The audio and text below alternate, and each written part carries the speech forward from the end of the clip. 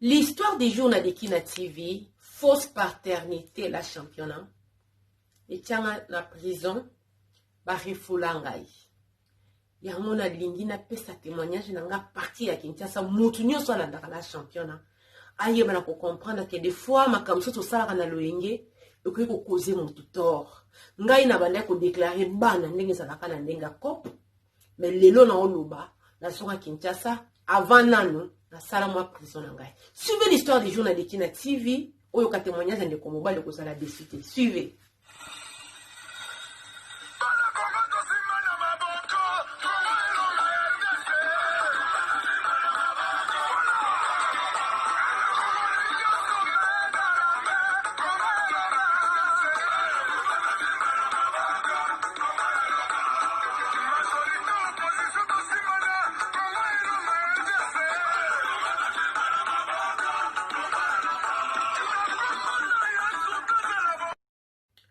Bonjour, bonjour, bonsoir, bonjour, bonjour, bonsoir. Ça dépend l'ère à laquelle vous allez suivre la vôtre, la championne, notre m'a dit. Dès qu'il n'a donné, quand on était là, Kema Fumbe en direct de la Suède. Gros coucou n'a abonné, nous sommes Dekina TV partout dans le monde ici. Kabozali, j'ai dit bienvenue là-bas, nouveaux abonnés. Sentez-vous à l'aise. Ici, c'est la famille, on parle de tout et de rien. Sans oublier les sponsors officiels de Dekina TV. Mon vieux Benz, la Moutouka, le 4x4 à double pression. Il y a Suède. Un grand merci na bino nyon surtout vous allez soutenir la championne financièrement nzambe na lola ay bana ko pambola bino bana ya Congo bana ya Afrique bana monde entier boyo kali solo vraiment awa to kabolaka eza l'expérience vécue des autres et pe saka mayele ndeko papa zo benga depuis Kinshasa ba boto la mukanda à côté prison pour la fausse paternité, après avoir que ça la moitié à prison, allez, refoulement. Alors, bien de kobeta li solo. Ce qui n'a yeba qui a peut-être l'aime ça na salate. Mais le quoi na yeba qui n'a ngai tinde na ndeko sala kande batyo so ba salaka. Il solo ou te pas de kona so mbala bila champion ngai. Na fanda kana mboka France, na fanda kana mboka France. Ça faisait plus de 20 ans. Nandeko fana na mboka France. Bana. Nangai na bota. Azali. Mais à part wana, na komaki na cop. Ya ko déclarer. Bana ya bato msusu lokola bana nangai. Ope singa mbongo. Soki mosaza na zemi na ke na déclarer. Ope singa mbongo. Soki mosaza na zemi na ke na déclarer. Moi c'est pas une kanda n'engize la rakaka. Donc la championne, ce qui est grave, na sala kiango e komaki lokwa moi shida net moi cop moko boye. So ina beta nga tona ki chassa na ke kaka soki cop ko déclarer monani pe bat bayiba ki nazala ki sérieux ki na landela likam na ngati na suka. Donc yango wana lozo na ngambo mingi te 7000 euros ndina ndauza pona ko déclarer mwana. Donc e komaki musala. Et comment qui peut ndenge wana to kende mwasa ko yebisanga ko pesanga ba kombo ya mwana et tout to kutani sika moko boye ali to kutani to kotinga na mwasi to kei na ke ko déclarer ko sala paternité ko déclarer mwana ndenge za na kaka bo si ça peut wana bo sali nini bo kabwana na bino bo bimika wana ensemble ala après mutu mutasimi nzela na bo kabwana la championne na yebaka teke mbila landela ngai na yeba teke banoko balandela ngai na façon musuta ko beta témoignage pour banso ba kema kama boisa makamba ko lobatete na façon musuta okio na ko beta au moins 1000 personnes balandanga pour ce 1000 personnes balandanga ba ke 1000 wane ko za la famille lisusu pour ko beta li solo kete na yoka ke sika moko ba lobaki boy souci à papa lobiki na kebi sabato la championne koma ki shida e koma ki cop e koma ki makamnyos. La déclarant. Au total, la championne, j'ai déclaré 7 enfants. Donc, il y a 7000 euros. Maman peut bazwa mikanda na sima bana. Papa peut abana na bazwa mikanda. Mais, na miso à l'état, ngande papa na bango. Nzoka la championne va filara ngai na yebakati. Ba filara ngai na yebakati. Et loko ni ne sara ki na landa ba landa ngai na yebite. Donc, pona koloba, baza pe na bato ba vérifier makambo wana. Ceux qui ba monio quand même nanda osala nke esika moko te nanda osala ngona ba vie différent mais kokamwa kaka donc mundele seul pe mokola lobi ki te akoelelo akokwelelo la champion bafilaka ngai babengisa ngai mpona koya quand même kotanga komba bana na ngai parce que eza na fraude moko ezosalema donc c'est comme si eza na eloko moko ya fraude ezosalema ndenge nini nazali papa ya bana tofandaka ndako moko te na bana wana ni ba maman na bango mais passion alimentaire na futaka te mwana liboso ya mibali ya misaki donc l'état zomona ke yani ça ne va pas ya quand même ça ne va pas parce que yo osalaka mais na basi nyoso to na mutako ya ko déclarer atate ke boaza te ya solo na ko mona ke awa les terrains mabulu na bite kolo les supporters méchants les poteaux ont été gaillards les médicaments vis-à-vis comme ça les gens voyaient ça comme ça bandeko nde bandi kolandela yepe kuna kei ati munoko talaka biso ba congolais to yeba mingi akei alobi et pourtant mundele soki sa bandi ko contacter yo yeba ke azana mwata mwa ba 25% ya makambo sa bandi kolanda ati munoko à se défendre non ce sont mes enfants je vis plus avec leur maman c'est normal et tout donc bana 7 oya ko déclarer na bana 4 oya ngai eza nini 11 bana la championne mokolo moko kaka baya kozwa ngai na kenda po bakende ko attendre ngai tellement mini bazalaki nango envers ngai bande ko peser tellement na zonga te bakope na ngai mosuku nasalaka mwasi na ngai asala nini ayeba te moi c'est nanga yebate pardon na rectifier papa na biso abota bana 4 na moi sona mais a déclaré pour moi ça ça na mukanda na bino boyebi mboka oyo bana ce qui ont déclaré te ils la peine à moi avantage moko boyebi pour moi c'est na lingi ça la ndengo wana boyebi yango wana ndena bosani na rectifier azana bana 4 ya boti mais 7 ya déclaré mais moi c'est na bana wana papa na biso l'état éviter que yende bakolo bana pour maman linga ki ça la ndengo wana soki ba mbongo bino to fanda na France boko yebi sanga soki mbongo ngo bafutaka combien pour ça la ndengo wana ngana yebi il fallait qu'il azonga zongi te po nini bande ko détenir ye ba bref bazala ki ça qui tellement makas donc ba vidéo la championne ba vidéo ezola ki sapenza ki te omona balabala mingi na poto awa même atana banzela ba caméra ezali la championnat ba caméra ezali ndimo mona mwasa wutile msusu kuna wutina puseta ye na farde moko boye apesinga alenga na fongoli wana papa ya mwana lem sanza ko zela quelque part ngana mwasi to koti tant to kota to sali makam to bimi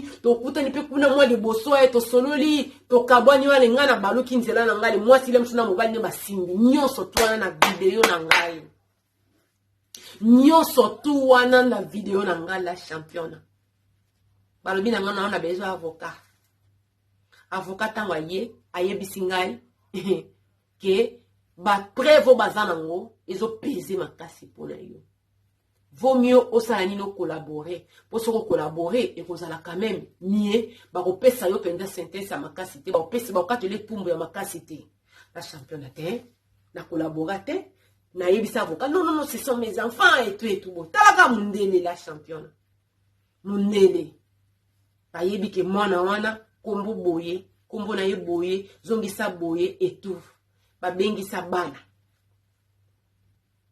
pona kosala ADN basi mingi bapakata wana na France bapakata ba bengisa bana basana besoin basala nini basala ADN la championne 4 basala kawana bazwaka makila il a dit ça te ke ngai papa na bango misa twana bapakata yango na yeko pesa témoignage na ngai kozanga ko yebeza liwa ya ndambo moi je savais pas la championne babotolanga mukanda yeba lokwa na boya ki ko coopérer bango basali banquête oke ba yeko prouver penda ki bana na eza bana ngate ba benga ngo trafic tala nini mulai trafic soki ya nini yango wana donc dossier yendongo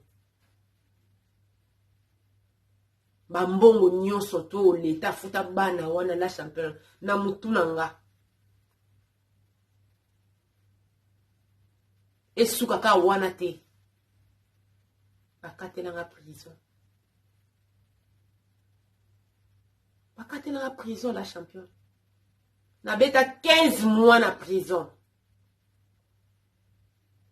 après wana ba refulenga na ko sala donc na ko nyata makolo nanga na espace Schengen te pendant 10 ans na ko tia makolo na espace Schengen te le reste bisika na ko tia mais pendant 10 ans et comme to kotisa nazana bana nga baza ba français et tout donc non esunga kite et tumbo wa pesinga ngana pendant 10 ans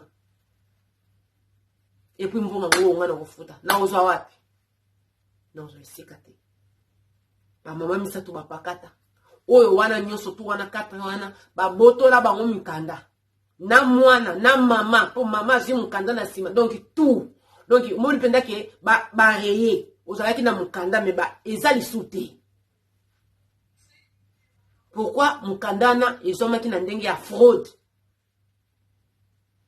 ezomaki na ndenge ya nini fausse nini au paternité. Donc quand je suis pas le père des enfants, cela veut dire ces enfants là aussi n'ont pas droit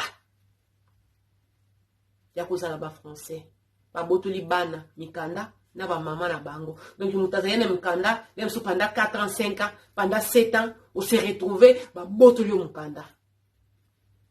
Donc il y a un ko pesa témoignage na ngai qui faut okeba. Il faut kokeba. L'État azaka marche longue. Yozo sala zo kanse neti ba omuna ote. Ozo sala zo kanse zo neti zo yebate. Na yebi pete la chanter. Soki ba funda kinga soki ndenge ni na yebite. Parce que batampe ba sala makambo ba fanta kelongi minoko niete. Ba fanta ka minoko niete. Na yebite soki nga balandela nga ndenge nini. Mais nyonso la champion na ba vidéo donc bo ya va bo kota kuna donc bo telemi quelque part ba peso farde o lekisi donc okangi komba mwana et tout à le koti donc nyonso na bazo la kiso bon bo bimi pe kuna bo pousser ni mwa mukie ale bo kabwani ye na mobali ne bakei donc na ye na pousser na papa mwana bakei ale wana siko avocat zo la sabajike vous voyez ça c'est le trafic bazo tout na si je travaille avec qui sont mes compagnes. Non, moi je suis seule. Na makanisa moka kenga na ndeko travailler na bato. Ba benga ngo trafic. Yango la champion na beta CT. C'est bien de le faire. Aux à moi 5 000, aux à moi 7 000. Mais là c'est mes enfants qui souffrent. 10 ans qu'on y a tâté l'espace Schengen. On y a tâté. Na fanya abo. Soki ba bandelaka. Ndena landaka yo soki na kutana kata na émission moko ebeta maka na banini boyi na lingaki na réfléchir 2 fois avant ya kosalango yango na ye kopesa témoignage na ngai fausse paternité na sali prison refoulement dans une interdiction à 10 ans ya espace Schengen yango na koyebisa population na koyebisa peuple congolais te Batunyo suma Rolanda Diki na TV, ça l'attention. Les 5 000 euros que vous allez ça peut t'écouter. Ça peut t'écouter. Parce que biso ba Congolais, biso ba Africains, oyebi tono barana biso, to bomba rate. Ce que mutu akei pe kete akea ke no kofunda. Bino pe bataba ex kili aloda nuire yo. Okendo déclara moi na moko boye. L'État fouta et pourquoi parce que yo attaque peut-être père français, tu as droit. Bon na français directement aussi ba fute ba mbongo moko ba droit moko azana na ngote tant ba ko ya ko sala petit test ADN bana na balati ba bana yote atabo kimi ne papa lo baki basi misato wana ba contacté que j'ai donné 7 enfants j'ai déclaré 7 enfants pourquoi misato wana ba bisi ils n'avaient rien à cacher n'allait pas disparaître. Donc, tokieba, tant on sala makamna loenge parce que biso ba congolais, moko, isika kozala misato moko, o mona kete mboyo komi elengi, o komi ko beta pe li solo, o kansa neti ke dem susu mboka ngo ya tata na yo. Bokieba la champion les mboka loi. Ngai ilekela ngai. Ilekela nga na ba video. Ilekela ngai. eleki la ngai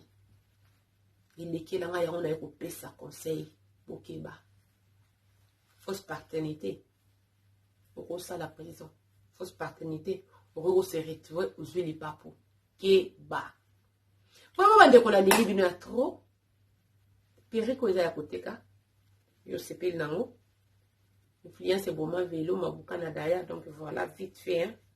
Donc eza nango te obongisa te ka maboko boyotie donc eleki nango communiquer ezali mibali bazali bazoluka basi bazali bazoluka mibali ozoluka amser benga la champion soko bengi nga na yambi te ndiko na ngai kobeta libaku te pourquoi yo tango yo bengi nga odispose temps na yo oza libre yango bengi nga peut-être naza libre te koma testo ke te na bengi yo toujours na lemso rendez-vous te na ko rappeler au boy donc voilà c'est un peu normal na lingi bino ya trop c'était la vôtre la championne la femme a pris des casquettes depuis la soirée to kutani mbala sima na ba émission mususu ya kafu bye bye ciao. Eba mama ba papa olingo mikamwa yo moko mukolo anniversaire mukolo mariage na yo to événement moko ya kafu benga Jupe Rose Couture ya tongaka nyonso atongaka ba veste atongaka ba robe mariage atongaka ba ensemble yo moko mikamwa les jours benga azwaka mesure même na téléphone atindaka partout dans le monde entier pria bien asololaka bien Jupe Rose Couture et tongeli nde ezosala la différence Jupe Rose Couture soka tongelo elambo fandi na kati yo moko kama ozondima to yo ngao to voisin ou voisine eza yo Jupe Rose Couture kima kinkaka Jupe Rose Couture c'est la différence.